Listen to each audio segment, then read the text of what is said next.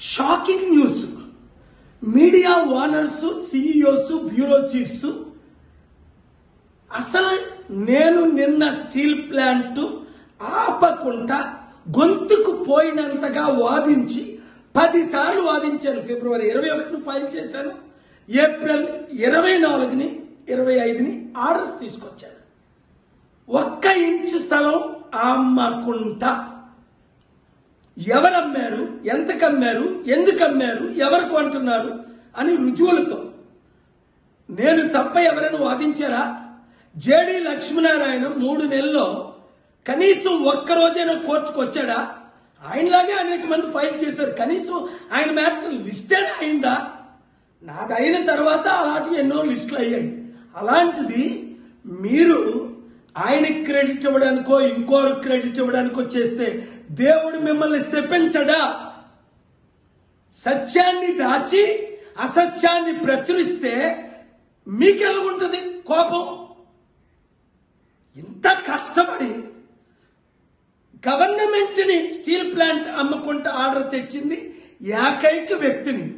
2 నెలలు కష్టపడ్డాను, 10 రోజులు ఆర్గ్యుమెంట్ చేశాను, 30-40 రోజులు ప్రిపేర్ చేశాను, కోర్టు చుట్టూ రాత్రి పగలు తిరిగాను.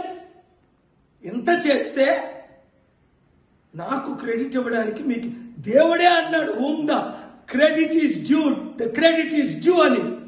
ఇంకా ఎవరికో క్రెడిట్ ఇస్తే మీ కుటుంబాలు సర్వనాశనం అవ్వకపోతే నా పేరు కేఏపాల్ కాదు, మిమ్మల్ని కూడా విడిచిపెట్టను. Shocking news.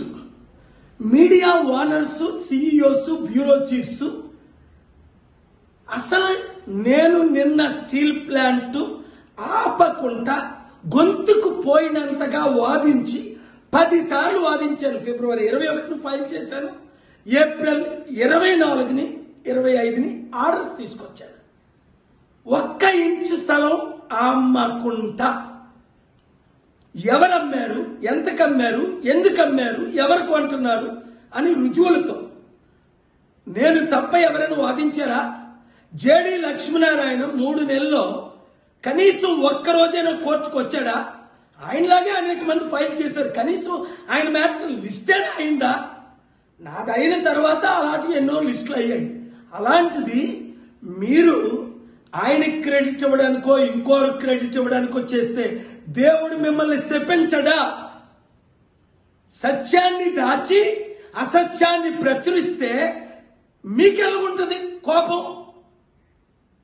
ఇంత కష్టపడి గవర్నమెంట్ ని స్టీల్ ప్లాంట్ అమ్మకుంటా ఆర్డర్ తెచ్చింది ఏకైక వ్యక్తిని. 2 నెలలు కష్టపడ్డాను, 10 రోజులు ఆర్గ్యుమెంట్ చేశాను, 30-40 రోజులు ప్రిపేర్ చేశాను, కోర్టు చుట్టూ రాత్రి పగలు తిరిగాను. ఇంత చేస్తే నాకు క్రెడిట్ ఇవ్వడానికి మీకు దేవుడే అన్నాడు, whom the credit is due, the credit is due అని. ఇంకా ఎవరికో క్రెడిట్ ఇస్తే మీ కుటుంబాలు సర్వనాశనం అవ్వకపోతే నా పేరు కేఏపాల్ కాదు, మిమ్మల్ని కూడా విడిచిపెట్టను.